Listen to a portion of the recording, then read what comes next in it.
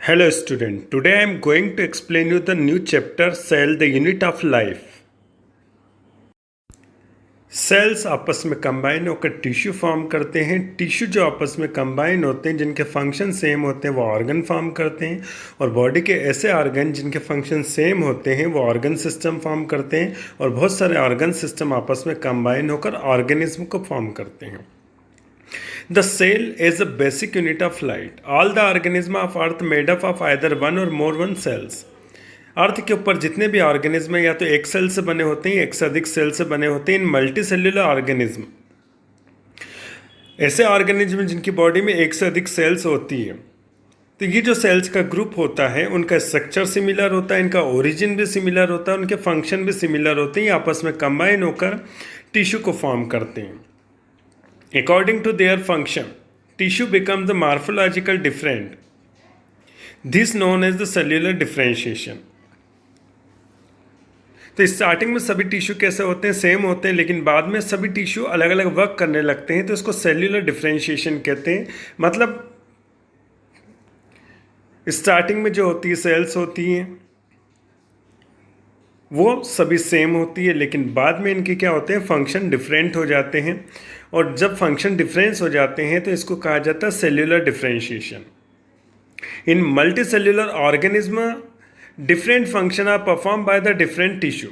जो multi cellular organism होते हैं उनमें अलग अलग फंक्शन के लिए अलग अलग टिश्यूज होते हैं।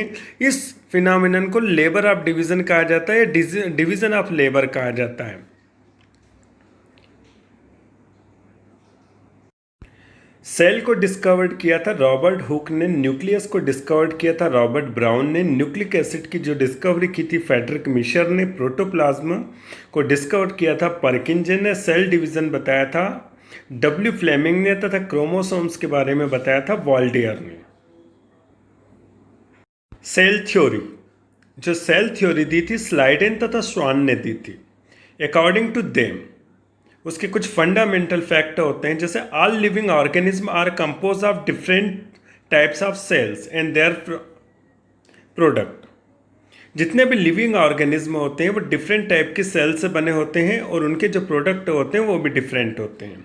All cells arise from pre existing cells. जितनी भी सेल्स होती हैं वो पहले वाली जो सेल्स होती है उसी से अराइज होती, उसी से बनती है। मतलब पुरानी सेल से नई सेल्स का फॉर्मेशन होता है। All the activity of an organism outcome of the activities of its constituent cells। Organism के अंदर जितनी भी एक्टिविटीज होती है वो उसकी जो कॉन्स्टिट्यूएंट सेल्स होती है उसका ही आउटकम होता है। मतलब सेल्स के अंदर जो एक्टिविटी होती है उसका ही जो आउटकम होता है ऑर्गेनिज्म की एक्टिविटी के रूप में शो होता है। All cells are the basical identical in their chemistry and physiological. जितनी भी सेल्स होती है वो आइडेंटिकल सेम होती है। किस में होती है, उनकी केमिस्ट्री में, मतलब वो किस तरह से केमिकल से बनी हुई, और उनकी फिजियोलॉजी में, मतलब उनके फंक्शंस क्या हैं, वो किस तरह से वर्क करती हैं। Each cells is made up of protoplasm having a nucleus and is bounded by the cell membrane with और विदाउट सेल वॉल। जितनी भी सेल्स होती है उसके अंदर प्रोटोप्लाज्म होता है, जिसके अंदर क्या होता है, सेंट्रली सिचुएटेड न्यूक्लियस होता है, और ये चारों ओर से सेल मेम्ब्रेन के द्वारा घिरी रहती है, और इसके चारों तरफ या सेल वॉल हो सकती है या नहीं भी हो सकती। Cellular totipotency, the capacity of a cell to develop into complete organism is called totipotency. जो एक सेल होती है, जो एक सिंगल सेल होती है, उसके अंदर एक कैपेसिटी होती है कि वो जब डेवलप होती है तो पूरे ऑर्गेनिज्म को फॉर्म कर सकती है। तो सेल की इस कैपेसिटी को टोटिपोटेंसी कहते हैं। जैसे जब टिश्यू कल्चर करते हैं, तो टिश्यू कल्चर करें या सेल कल्चर करें, तो उसको जब आप एक टिश्यू को लेते हैं, एक सेल को लेते हैं, तो उसको जब कल्चर मीडियम में आप उसको कल्चर करते हैं तो उसके द्वारा पूरे ऑर्गेनिज्म में ऑर्गन का फॉर्मेशन हो जाता है। तो ये सेल के अंदर जो कैपेसिटी होती है कि वो पूरे ऑर्गेनिज्म को, कंप्लीट ऑर्गेनिज्म को फॉर्म कर लेती है, तो सेल की इस कैपेसिटी को सेल्यूलर टोटिपोटेंसी कहते हैं। Next one, types of cell. There are two types of cell, prokaryotic cells. Prokaryotic जो सेल्स होती है वो प्रिमिटिव सेल्स होती है, जिसका जो न्यूक्लियस होता है वो फॉल्स न्यूक्लियस होता है। इसमें जो न्यूक्लियस के चारों तरफ न्यूक्लियर मेम्ब्रेन नहीं होती है।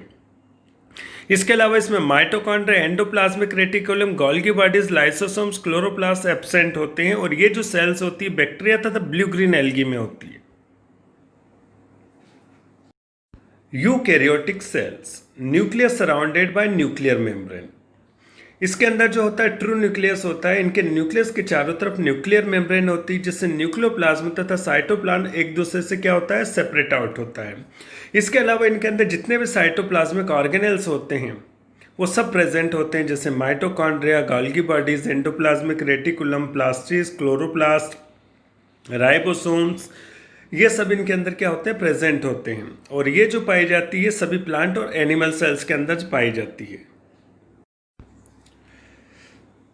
You can see in this diagram the basic components of cell. जो सेल होती है उसके दो पार्ट होते हैं। सबसे पहले एक सेल वॉल और सेल मेम्ब्रेन। जो प्लांट सेल होगी उसके अंदर सेल मेम्ब्रेन के चारों तरफ सेल वॉल होती है, लेकिन एनिमल सेल में केवल सेल मेम्ब्रेन होती है।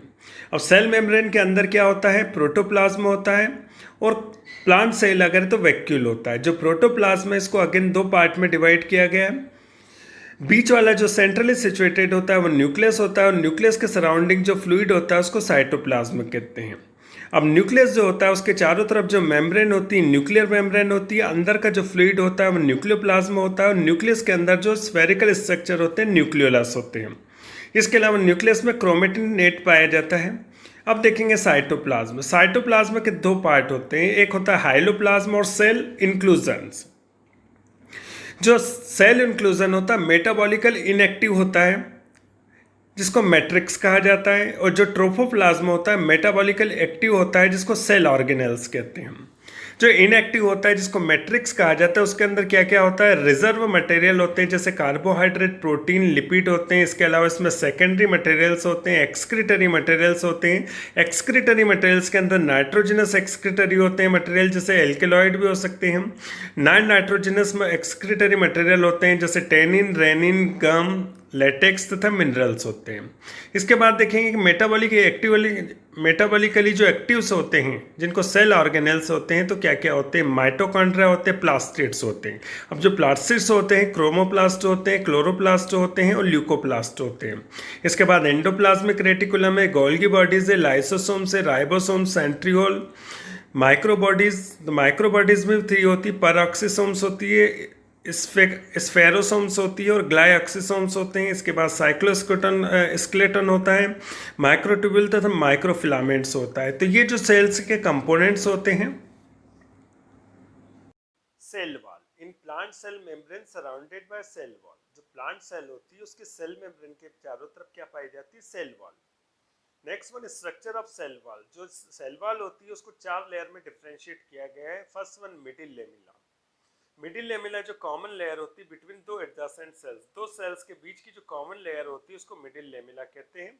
और ये बनी होती है lignin pectate of calcium and magnesium with protein. Calcium तथा मैग्नीशियम का जो पेक्टेज होता है, लिग्निन होता है, इससे बनी होती है। साथ में इसमें कुछ प्रोटीन की क्वांटिटीज भी होती है। अब मिडिल लेमिला के जस्ट नीचे की तरफ होती है क्या, प्राइमरी सेल वॉल, और ये बनी होती है पेक्टेज, सेल्यूलोज तथा हेमिसेल्यूलोज की।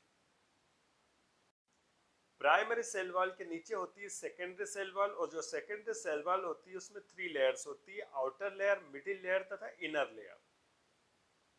You can see in this diagram the structure of cell wall. सबसे पहले आप ऊपर की तरफ देखेंगे ये मिडिल लेमिला होती है, और मिडिल लेमिला के जस्ट नीचे की तरफ जो होगी वो क्या होगी, primary cell wall. Primary cell wall होगी, उसके जस्ट नीचे की तरफ जो होगी वो सेकेंडरी सेल वॉल। अब सेकेंडरी सेल वॉल में पहला जो लेयर है वो क्या है, आउटर लेयर है। दूसरा जो लेयर है वो कौन सा, मिडिल लेयर है, और अंदर वाला क्या है आपका, इनर लेयर है।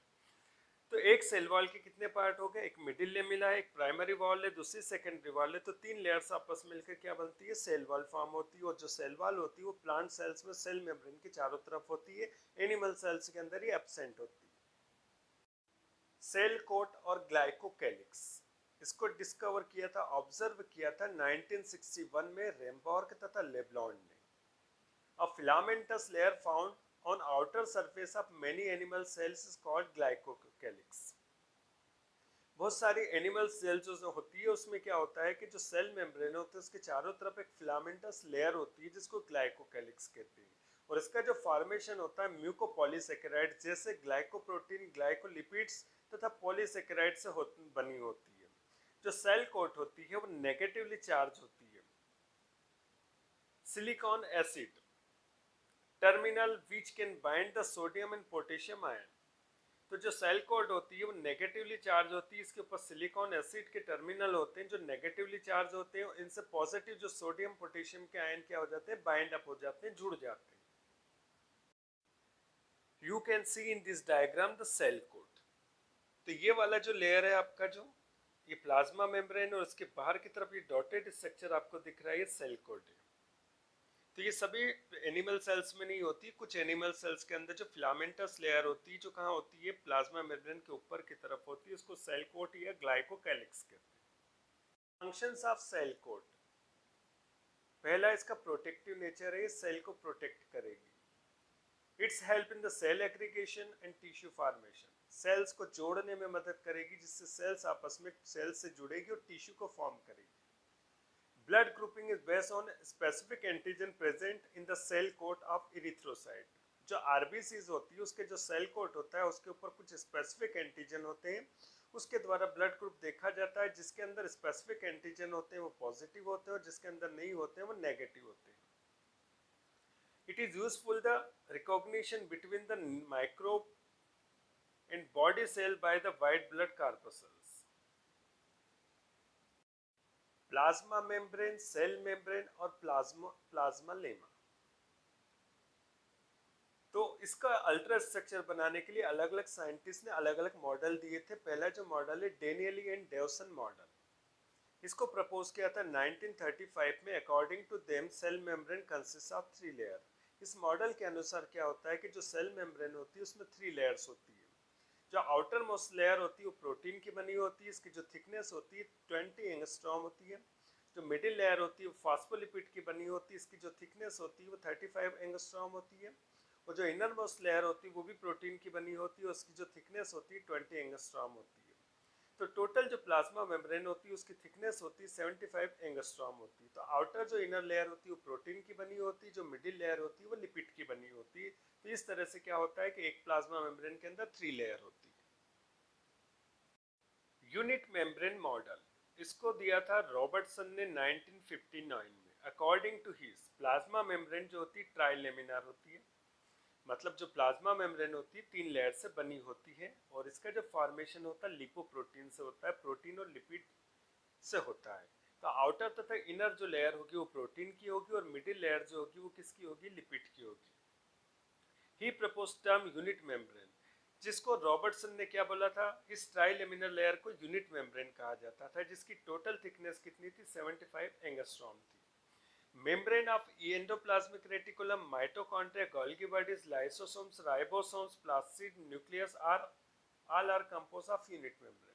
जिस तरह से सेल के चारों तरफ यूनिट मेम्ब्रेन होती है, उसी तरफ जो सेल्स के ऑर्गेनेल्स होते हैं, जैसे माइटोकॉन्ड्रिया हो गया, गोल्गी बॉडीज हो गया, लाइसोसोम्स हो गया, राइबोसोम्स हो गया, प्लास्टिड्स हो गया, न्यूक्लियस होता है, इन चारों की तरफ भी क्या पाई जाती है, यूनिट मेम्ब्रेन पाई जाती है, जो कि बनी होती लिपिड और प्रोटीन की। You can see in this diagram the trilaminar layer of plasma membrane. तो इसके अंदर 3 लेयर है, एक लेयर ये है, एक लेयर ये है और बीच वाली लेयर ये वाली। तो ये जो लेयर है वो किसकी बनी है, प्रोटीन की। ये लेयर किसकी बनी है, प्रोटीन की। और जो बीच वाली है वो किसकी बनी है, लिपिड की। जो लिपिड की होती है वो कितनी थिकनेस है उसकी, 35 एंगस्ट्रॉम। और इसकी जो कितनी है, 20 एंगस्ट्रॉम है। और इसकी कितनी है, 20 एंगस्ट्रॉम है।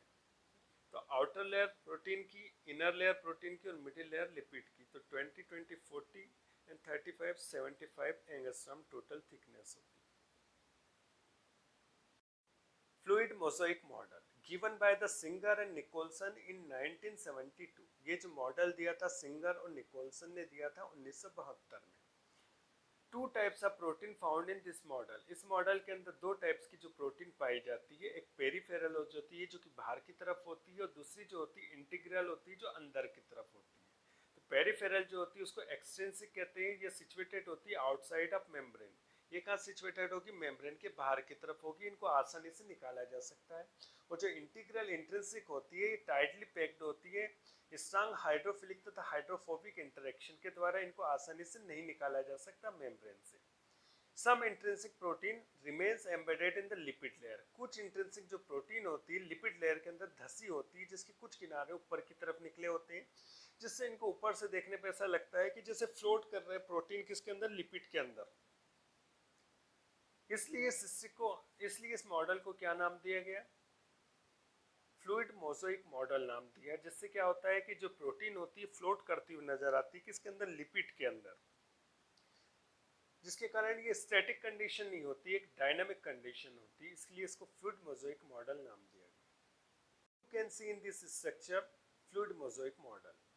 अब यहाँ पर ये जो स्ट्रक्चर आपको विजिबल आ रहा है ये क्या, लिपिड है, ये क्या है, लिपिड है।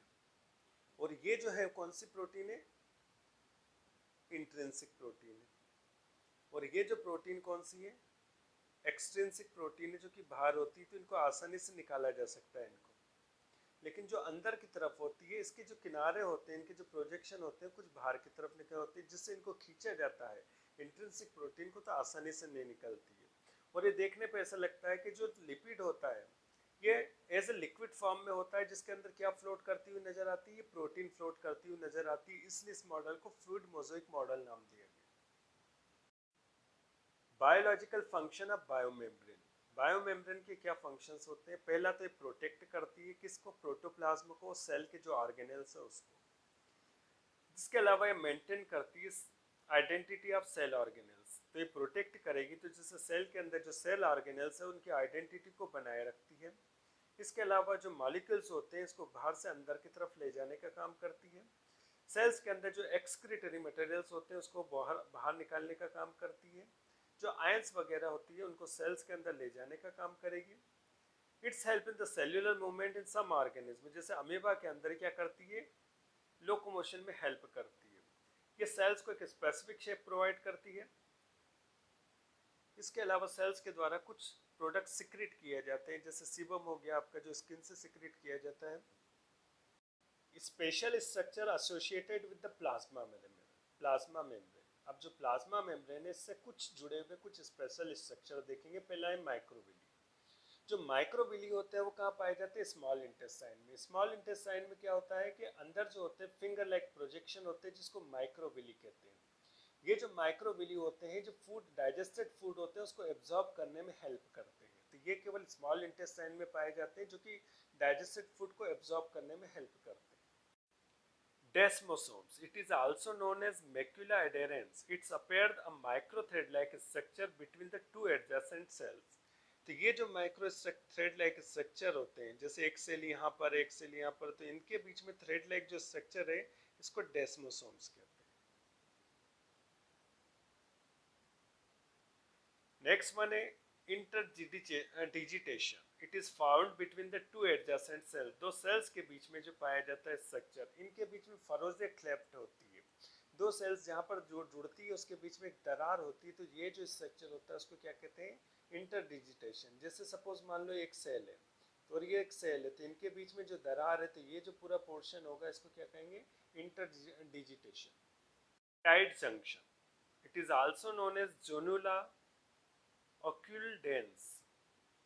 These are formed when the plasma membrane of two adjacent cells join together in such way the intercellular space is not left between them. ये दो एडजेसेंट जो सेल होती, पास वाली सेल होती है, उसके जुड़ने से बनता है। तो जब दो सेल्स जुड़ती है तो उनके बीच का जो इंटरसेल्युलर स्पेस होता है वो गायब हो जाता है, और उनके जोड़ने से जो स्पेस बनता है उसको टाइट जंक्शन कहते हैं। मतलब एक सेल दूसरी सेल्स के साथ मजबूती के साथ जब जुड़ती है तो उनका जो जॉइंट स्ट्रक्चर होता है वो टाइट जंक्शन होता है। Permeability. Plasma membrane is allowed to movement of ions in molecules of various substances through it. तो जो प्लाज्मा मेम्ब्रेन्स होती है अपने अंदर से आयंस तथा मॉलिक्यूल्स को गुजरने देती है, पास होने देती है। This transport is known as membrane transport. तो इस टाइप का जो ट्रांसपोर्ट होता है इसको मेम्ब्रेन ट्रांसपोर्ट कहते हैं। The nature of plasma membrane is known as permeability. जो प्लाज्मा मेम्ब्रेन का जो नेचर होता है उसको परमिएबिलिटी कहते हैं। There are 4 types of plasma membrane. पहला है इम्परमिएबल प्लाज्मा मेम्ब्रेन। ऐसी मेम्ब्रेन जिसमें ना तो कोई मॉलिक्यूल्स अंदर जा सकते हैं ना ही बाहर आ सकते हैं, तो ऐसी मेम्ब्रेन इम्परमिएबल मेम्ब्रेन कहलाती है। Second, semi permeable membrane. Membrane which allow only solvent to pass through it not solid particles. ऐसी मेम्ब्रेन जिसमें केवल सॉल्वेंट के पार्टिकल्स अंदर जा सकते हैं और बाहर आ सकते हैं, और सॉल्यूट के पार्टिकल्स को अंदर जाने या बाहर आने की कोई परमिशन नहीं होती, तो उस मेम्ब्रेन को सेमी परमेबल मेम्ब्रेन कहते हैं। Next one, selective permeable plasma membrane, membrane which allow the certain selected ions and molecules to pass through it. ऐसी मेम्ब्रेन जो केवल स्पेसिफिक मॉलिक्यूल्स या आयंस को अंदर जाने देगी और बाहर आने देगी, चाहे वो सॉल्यूट के हो या सॉल्वेंट के हैं, तो ऐसी मेम्ब्रेन सिलेक्टिव परमेबल मेम्ब्रेन कहलाती है। इसके बाद आती है permeable membrane. Both solute and solvent molecule can easily pass through such membrane. ऐसी मेम्ब्रेन जिसमें से सॉल्यूट के मॉलिक्यूल भी पास हो जाते हैं और सॉल्वेंट के मॉलिक्यूल भी आसानी से पास हो जाते हैं, तो उस मेम्ब्रेन को परमेबल मेम्ब्रेन कहते हैं। Membrane transport, there are two types of membrane transport. First one, passive transport. इसका पहला टाइप है diffusion, the movement of molecules और ion into the higher concentration to lower concentration. जब मॉलिक्यूल्स और ion का movement higher concentration से lower concentration पर होता है तो उसको डिफ्यूजन कहते हैं। जैसे एक बंद कमरे में परफ्यूम की बोतल खोलते हैं तो परफ्यूम की बोतल के अंदर जो मॉलिक्यूल्स का कॉन्सेंट्रेशन ज़्यादा होता है, लेकिन जैसे ही बोतल को खोला जाता है तो वो बाहर निकलने लगते हैं, तो कमरे के अंदर कॉन्सेंट्रेशन लो होता है, तो मॉलिक्यूल बोतल से निकल कर कमरे में जाने लगते हैं। तो इस प्रोसेस को डिफ्यूजन कहते हैं। ऑस्मोसिस इसका उल्टा हो जाता है, मूवमेंट ऑफ मॉलिक्यूल्स और ion into the lower concentration to higher concentration. लेकिन जो ऑस्मोसिस होता है इसमें रिक्वायरमेंट होता है सेमी परमेबल मेम्ब्रेन का। Types of osmosis, there are two types of osmosis, endosmosis and exosmosis. तो एंडोऑस्मोसिस में क्या होता है कि जब रेजिन जो होती है उसको आप कहाँ रख दोगे, वाटर के अंदर रख देते हो, तो बाहर से वाटर कहाँ जाएगा, रेजिन में, और रेजिन कैसी हो जाएगी, स्वेल अप हो जाएगी। तो ये हो गया एंडोऑस्मोसिस। लेकिन जब आप ग्रेप को आप किस में रखते हो, शुगर सोल्यूशन में रखते हो, तो कुछ समय के बाद ग्रेप्स के अंदर जो पानी होता है, वाटर होता है, वो बाहर निकलने लगता है और जो ग्रेप्स होता है वो श्रिंक हो जाता है, तो इसको क्या कहते हैं, एक्सोऑस्मोसिस। जब सेल के अंदर वाटर जाता है तो उसको एंडोऑस्मोसिस कहते हैं, लेकिन जब सेल से वाटर बाहर निकलता है तो उसको एक्सोऑस्मोसिस कहा जाता है। Significance of osmosis, plant absorb water from soil through the osmosis. जो प्लांट होते हैं सॉइल से वाटर को एब्जॉर्ब करते हैं तो ऑस्मोसिस प्रोसेस के थ्रू ही करते हैं। Growth of younger cell due to the osmosis, जो यंगर प्लांट होते हैं उसकी जो यंगर सेल्स होती है उनके अंदर जो ग्रोथ होती है ऑस्मोसिस प्रोसेस के द्वारा होती है। लीफ के अंदर जो स्टोमेटा होती है उनकी जो क्लोजिंग तथा ओपनिंग होती है, ये प्रोसेस भी ऑस्मोसिस के थ्रू होती है। डेहिसेंस ऑफ फ्रूट, जो फ्रूट होते हैं फटते हैं तथा सीड जो होते हैं बाहर की तरफ फैलते हैं, बिखरते हैं, तो ये ऑस्मोसिस प्रोसेस के कारण होती है। तो plant maintain their shape due to the osmosis, plant का जो स्पेसिफिक शेप होता है वो भी ऑस्मोसिस प्रोसेस के द्वारा ही होता है। Active transport, it is the movement of ion or molecule across the plasma membrane against the concentration gradient by the expenditure of energy ATP। Plasma membrane के अंदर या बाहर की तरफ मॉलिक्यूल्स और आयन का जो मूवमेंट होता है वो किसके अगेंस्ट होता है, ग्रेविटेशनल फोर्स के अगेंस्ट होता है। तो जो कोई भी चीज ग्रेविटेशनल फोर्स के अगेंस्ट जाती है तो उसमें आपको फोर्स लगाना पड़ता है, तो यहाँ एनर्जी लगानी पड़ेगी, और एनर्जी किससे मिलेगी, आपको एटीपी से मिलेगी। तो ऐसा ट्रांसपोर्ट जिसमें एटीपी का यूज होगा, एनर्जी का यूज होगा, तो उसको एक्टिव ट्रांसपोर्ट कहते हैं।